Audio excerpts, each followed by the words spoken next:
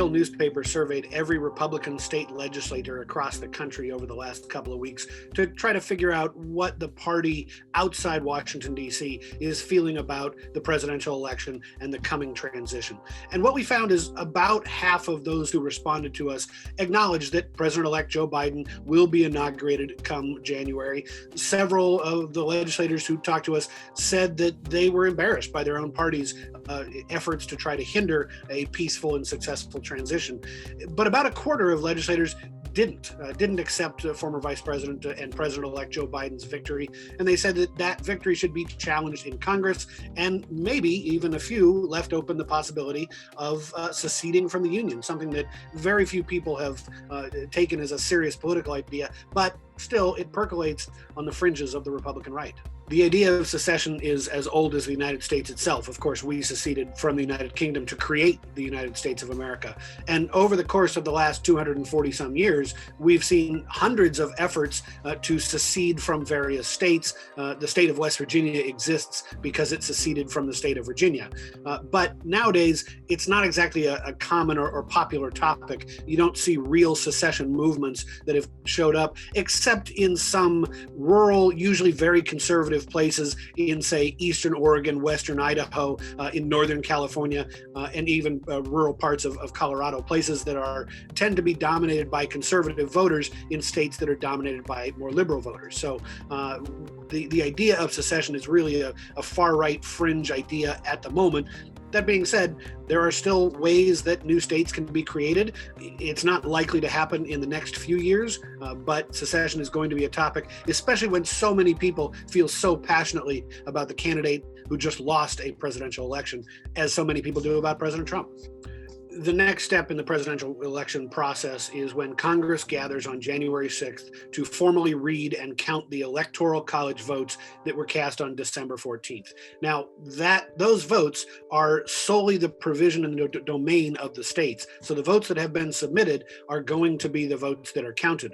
It is possible for a member of the House of Representatives and a member of the United States Senate to together challenge any individual state's electoral votes. That happened as recently as 2004, when Senator Barbara Boxer joined with a member of the House of Representatives to challenge Ohio's electoral votes in favor of George W. Bush as he was winning re-election. That challenge went nowhere, just as this challenge is unlikely to go anywhere if a member of the House of Representatives, led by Congressman Mo Brooks from Alabama, is able to convince a senator to join in a challenge of any particular state. If there is a challenge from both a senator and a member of Congress, the two chambers would divide themselves. The Senate would meet in the Senate chamber, the House in the House chamber, to debate the merits of that challenge. It is extraordinarily unlikely, almost no chance at all, that either of these challenges would be successful. Of course, Democrats control the House of Representatives, and Republicans in the Senate, they don't want this fight. Mitch McConnell, the Senate Majority Leader, has been furiously whipping his own senators against joining a House challenge because they just want to move on. And I think that's the consensus among most sort of establishment mainstream Republicans, that there's no sense in litigating an election that their candidate clearly lost. It's just time to move on to a new administration and eventually to a new campaign. I think what we're witnessing right now is a wholesale evolution in the fundamental political dynamics of both major political parties. Now, every 20 years or so, one of the parties reinvents itself and comes up with a new sort of approach to voters. It's rare that that happens at the same time, and that's what I think we're seeing right now.